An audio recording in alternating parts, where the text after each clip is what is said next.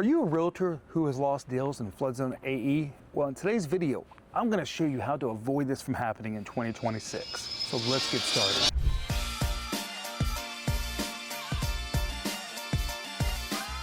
Hi, I'm Chris with the Flood Insurance Guru. More than a decade ago, I bought a property in flood zone AE and I almost lost it because my real estate agent didn't have the right information. My insurance agent didn't. My premium skyrocketed. 2 weeks before closing, everything was falling apart. And a lot of it came down to my realtor didn't have the right information. I want to make sure that doesn't happen to you. Like I see it happen to real estate agents every day as we teach them and continuing education when it comes to flood insurance. So today we're particularly talking about flood zone AE. But before we dive into saving these deals, we've got to know what is flood zone AE so you can have the tools you need. So flood zone AE falls within that 1% chance, that 100-year flood zone. This means if you have a client that's taken out a mortgage, flood insurance is going to be required. And you may be thinking to yourself, wow, 1%, that's not a very big chance. It's actually the highest chance of flooding within a 12-month period. And a mortgage, a bank's going to require it. But what exactly are they going to require? Well, they're going to require the lesser of two things. Either the max coverage available through the federal flood insurance program, which is $250,000, or the loan amount. Now, where we see a lot of real estate agents losing deals is customers hear flood zone AE, oh, it's going to be super expensive, and they run. Or they get a quote through the federal flood insurance program through an agent, and that's all they offer, and they tell them it's going to be $3,000. Look, in order to make sure you're saving these deals, you want to make sure ahead of time you've got a few things. And that is that A, you know what flood zone it's in, because we see time after time that right before closing, someone tells them it's in flood zone AE. You want to make sure you're asking it when you list that property, do you have flood insurance? But you also want to run a flood zone determination form, which tells you exactly what flood zone it's in, when that map changed, and all these different things. The next thing you want to do is when you have this listing, you want to make sure you've gotten a quote from an insurance agent that has the federal flood insurance program option. It has at least 3 to 5 different private flood insurance options, because on average, private flood insurance can be more than 50% less.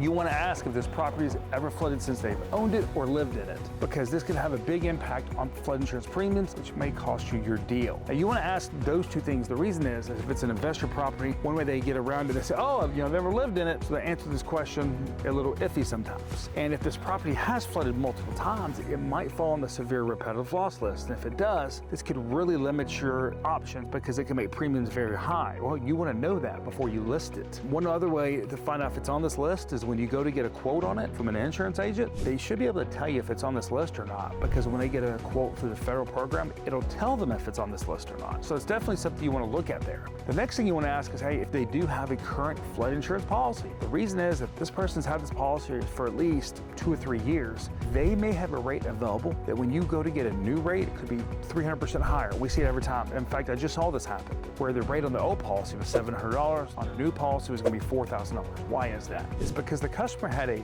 federal flood insurance program policy from years ago, and they can't just skyrocket your rate. They have statutory rate increases of up to 18%. Well, increasing 18% on a $700 policy is going to take a long time to get that $4,000.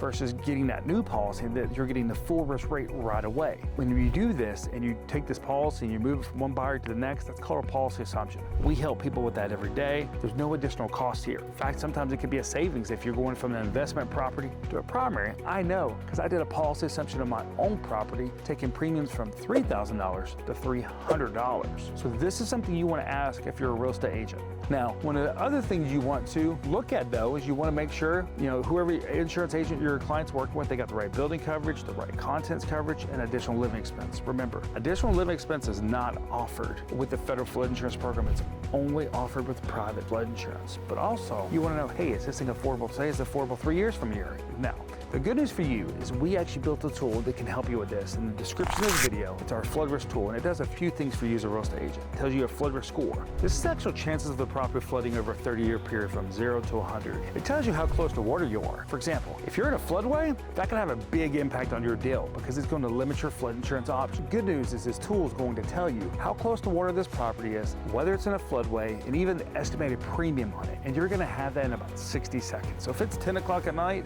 it's there for you. area. In fact, we built this tool specifically just for real estate agents to make sure they had the information when they needed it. So if you're a real estate agent, make sure to download that. You can also download our guide in the description of this video for realtors and flood zones here in 2026. So we talked about a lot of different things in this video today to help you avoid closing deals. But look, as a real estate agent, you don't have to be afraid of flood zones as long as you've got the tools and the information you have to navigate the deal. We help realtors navigate these deals every day, and when they've come to us and they're about to fall apart because they've gotten quotes for $4,000, people have gotten scared and they've walked off. So let's go ahead and address those things ahead of time. Let's go ahead and be prepared ahead of time. And that's why we're here, is to help you with this. I hope you have found value in this video, and if you have, here's what I need you to do. I need you to hit share, subscribe, and like the channel below. And one of our playlists up here is built specifically for realtors, helping you navigate all these deals, reading flood maps, all these different things that you need to know as a real estate agent. And maybe you do need to go ahead and get that quote on that property that you're looking at listing. It's simple, 3 simple steps. Step 1, fill out the form on our website. Step 2, connect with myself or one of our flood risk advisors. And step 3, get those flood quotes for your deal. I'm Chris with the Flood Insurance Guru, and I want to say thank you for watching today's video.